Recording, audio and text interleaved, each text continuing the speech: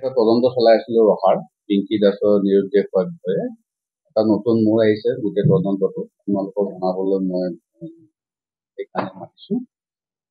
পিংকি দাস এতিয়া জীৱিত আছে, আমি এইমাত্ৰ উদ্ধাৰ কৰিলো তেওঁক আৰু পিংকি দাসৰ যিদিনাখন নিৰুদ্দেশ হৈছিলে 11 তাৰিখে নিৰুদ্দেশ হোৱাৰ পিছত তেওঁ ৰাতি ট্ৰাক এখনত উঠি ৰাহুল সিং বুলি এজন ব্যক্তিৰ লগত তেওঁ গুৱাহাটী পাইছিলে। দুদিন গুৱাহাটীত আমি যিজন এৰেষ্ট কৰিলো যোৱাকালি তেওঁলোকৰ লগত আছিলো। তাৰপিছত তেওঁ গৈ পেলাই পতংগা বুলি যিটো আমাৰ গড়চুক থানাৰ আণ্ডাৰত তাতে আপোনাৰ পম্পী দলে বুলি মহিলা এগৰাকীৰ ঘৰত তেওঁ আশ্ৰয় লৈ আছিলে। তেতিয়া 10-15 মিনিট আগতে আমি উদ্ধাৰ কৰিছো হিচাপে আৰু যেতিয়া ডেড বডিটো ইয়াত আমি উদ্ধাৰ কৰিছিলো 11 তাৰিখে নিশা, তেতিয়া পিছদিনাখন ৰাতিপুৱা তেওঁৰ দেউতাক, মাক, তাৰপিছত তেওঁৰ মামাক আৰু ওচৰৰে ব্যক্তি এইবাৰ তেওঁলোকে আহি আইডেণ্টিফাই কৰিছিলে। আপোনালোককো প্ৰেছ বাইট দিছিলে যে আমাৰ ইত্যাদি। গতিকে আমি তেতিয়াৰ পৰা অকণমান বস্তুটো সন্দেহত আছিলে আমাৰ আৰু আমি সেইকাৰণে DNA কালেক্ট কৰি থৈছিলো। আৰু এতিয়া যিটো পিংকি দাসৰ উদ্ধাৰ হ'ল, গতিকে বৰ্তমান যিটো মৃতদেহ আছিলে যিটো আপোনাৰ পিংকি দাসৰ পৰিয়ালে নি সৎকাৰ কৰিলে, সেই মৃতদেহটো DNA পৰীক্ষা আমি কৰাব লাগিব। আপোনালোকৰ চেনেলৰ মাধ্যমেৰে আমি এইটো আহ্বান জনাম যাতে আপোনালোকে আৰু আইডেণ্টিফাই কৰাৰ কাৰণে পাব্লিচিটি কৰে।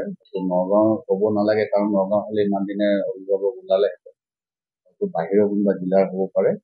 গতিকে আমি মৃতদেহ সৎকাৰ কৰাৰ আগতে যিবিলাক আমি আইডেণ্টিফিকেশ্যন কৰাইছিলে, তেওঁৰ মাক মীনাক্ষী দাসে কৰিছিলে, মনমোহন দাসে কৰিছিলে, দেউতাক বিকাশ দাস, তেওঁৰ মায়েক হয় মাইনু দাস, তেওঁৰ মাহীয়েক হয় উৎপল দাস, তেওঁৰ সম্পৰ্কীয় হয়। গোটেইখিনি মানুহে তেওঁলোকে আইডেণ্টিফাই কৰি আপোনালোককো প্ৰেছ বাইট দি ইয়াৰ পৰা লৈ গৈছিলে।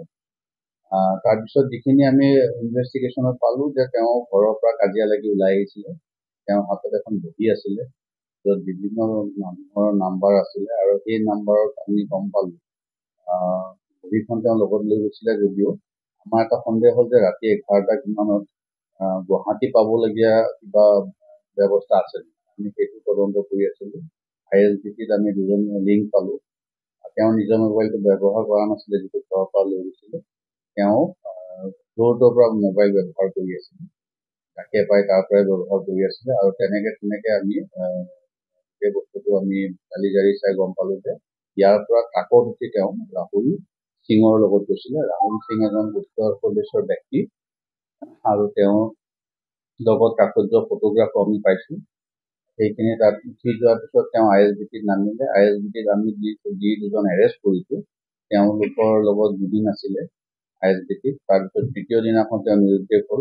নিৰুদ্দেশ হোৱাৰ পিছত পম্পী দলেৰ ভায়েক সমৰজিৎ দলে তেওঁ অটো চলাই তেওঁ ছোৱালীজনীক পাই পেলাই তেওঁৰ ঘৰত লৈ আশ্ৰয় দিছে। এতিয়া বৰ্তমান তেওঁ জীৱিত আছে। আমাৰ সদৰ তেওঁ তাতে আছে, তেওঁ লৈ আহি আছে ছোৱালীজনী অলপ 1 ঘণ্টামান পিছত।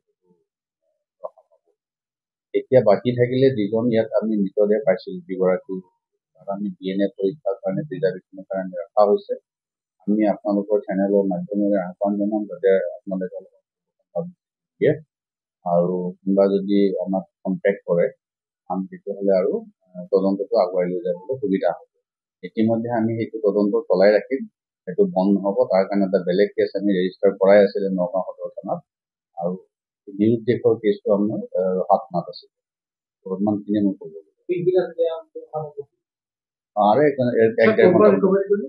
পতংগা গড়চুক গুৱাহাটী। সেইটো মই আপোনালোক আহ্বান জনাইছো যে আপোনালোকে পাব্লিচিটি দিয়ক। আমি DNA ৰাখিছো, যদি কোনোবাই আহি ক্লেইম কৰে যে আমাৰ হয় তেতিয়া আমি DNA এক্সাম কৰাব পাৰিম। কিন্তু আমাৰ এইটো তদন্ত থাকিবই, তদন্তটো আমি বন্ধ নকৰো যাতে ইয়াত কোনে হত্যা কৰি তেওঁ পলাই থৈ গ'ল।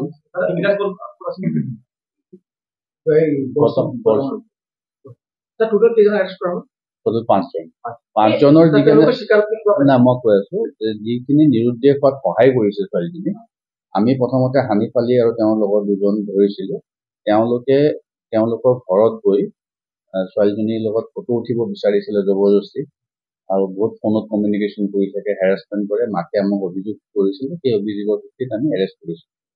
তাৰপিছত গুৱাহাটীত আমি দুজন ব্যক্তি বিহাৰী সম্প্ৰদায়ে তেওঁলোকক এৰেষ্ট কৰা হৈছে।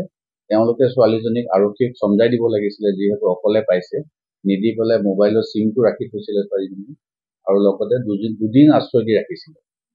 আৰু তেওঁলোকৰ কৰ্তব্য আছিলে যে এনেকুৱা যদি এজনী ছোৱালী পায়, তাকো মাইনৰ, তেওঁলোকে লগে লগে থানাত বা ওচৰত পুলিচক জনাই দিব লাগিছিল। আৰু ISBT পুলিচ থানাও আছে। তো সেইটো নকৰিলে তেওঁলোকে আৰু দুদিন ৰাখি আশ্ৰয় দি তাৰ পৰা তেওঁলোকৰ হেৰিৰ পৰা আকৌ নাইকিয়া হ'ল, আকৌ ৰাহুলৰ লগত কমিউনিকেশ্যন। ৰাহুলক এৰেষ্ট কৰা হৈছে। আৰু ৰাহুলৰ লগত আমি গাড়ীত যেতিয়া লৈ গৈছে ইয়াৰ পৰা গুৱাহাটীত, তো ৰাহুলৰ লগত তেওঁৰ মানে ফটোগ্ৰাফো পাইছো, যিখিনি অকণমান ইয়াত নক'ব দিগদাৰী।